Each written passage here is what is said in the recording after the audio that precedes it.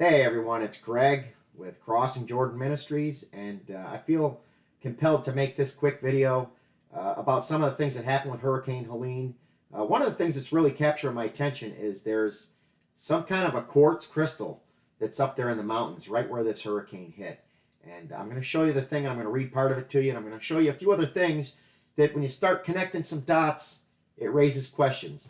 And I'm not making this video to say that I have all the answers. I don't. All I can tell you is I'm a reporter. I've been a reporter for a long time with my own newspaper that I published for 18 years, and I've done a lot of interviews with people. So when things like this happen, it makes me start asking questions, doing research. Things kind of come together, and I'm like, something just doesn't add up. So I'm sure there's going to be a lot of other people that are going to start making some videos, and I hope they're good. But please share this one. Get some information out. Let a lot of people wake up. I'm going to show you the screenshot that's getting my attention. Okay, I just saw this morning, and here it is. Hurricane Helene's devastation on a small town in North Carolina could spell disaster for global automotive industry. Update. This should be extremely important because it's October 1st, which they always call Red October. It's the red month. A lot of crazy things have happened in October. And to start this month, all the ports have shut down. So all the ports shut down, and a hurricane decimates all these states, at least 7 states. It might be closer to 9 states, but definitely 7 states with extensive damage. North Carolina, Tennessee, crazy the destruction that's up there.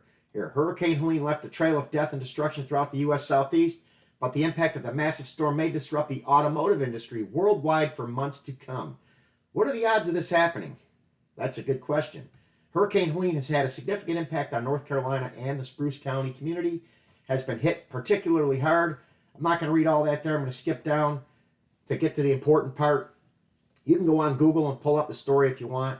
I'll put it in the YouTube link here on the bottom if you want to see that. Our top priority remains the health, safety, and well-being of our employees, blah, blah, blah. Spruce Pine, a small town in North Carolina, is the world's main source of high-purity quartz needed to make semiconductors. Hurricane Helene ravaged spruce pine last week, inundating the tiny town with over 2 feet of water, according to PBS, which may seriously hamper the production of those conductors.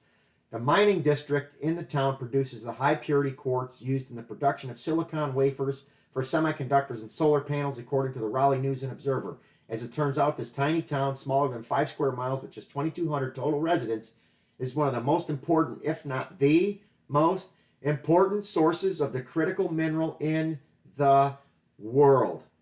Okay, so, I see things from a spiritual perspective in a lot of ways, and a lot of times. I'm not just the average person that says, something happened, whatever. I seem to always connect dots. I'm like, something just doesn't add up. Something doesn't seem to add up with this. What are the odds of a storm like this going into this particular area? And, somebody watching this, they might say, well, I don't know what you're talking about. I mean, you're making no sense. You're just overthinking stuff. Well, I'm going to play this video for you, and you tell me what you think. This is a guy that I actually met on TikTok. Real nice guy. He lived up in Illinois. He's moved down to Florida, and he was out at the beach about 7 to 10 days ago. It was before this hurricane came through. And you're going to see that there's some kind of frequency he's able to pick up. He can show you the water and everything. You'll see it in the video. Check it out.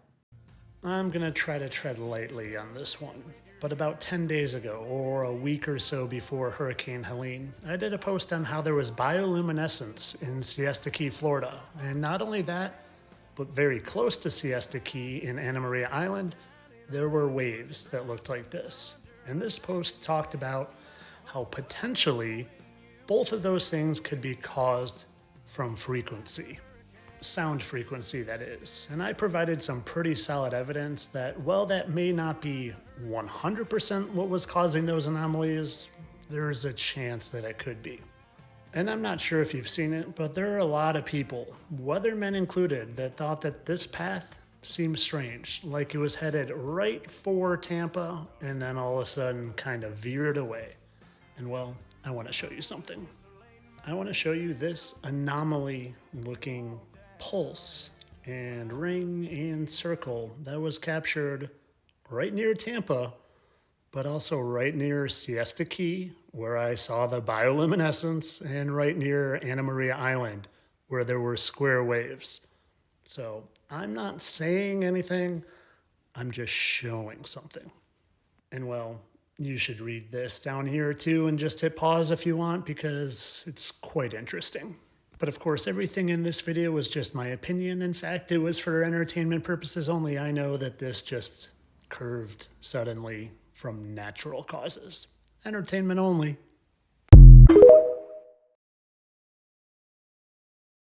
So that raises questions, and then I got another customer of mine that I know who sent me this list of 100 U.S. patents related to weather modification. I'm not going to read this all to you, and there's many more that are out there. This is just one article.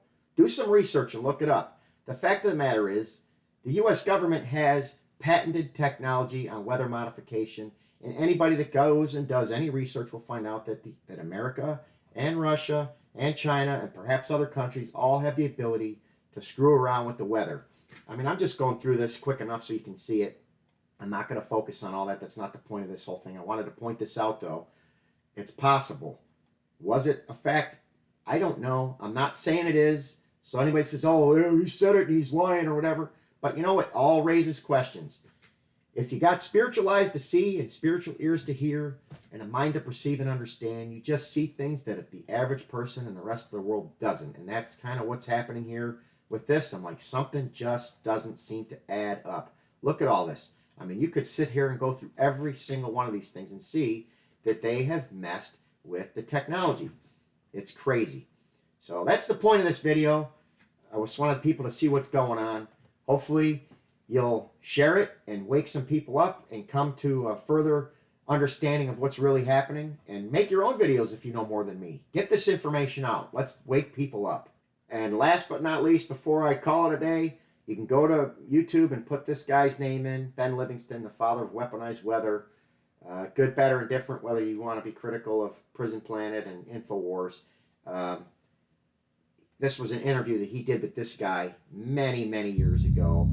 I'm going to just show you the guy here. That's it. First did it.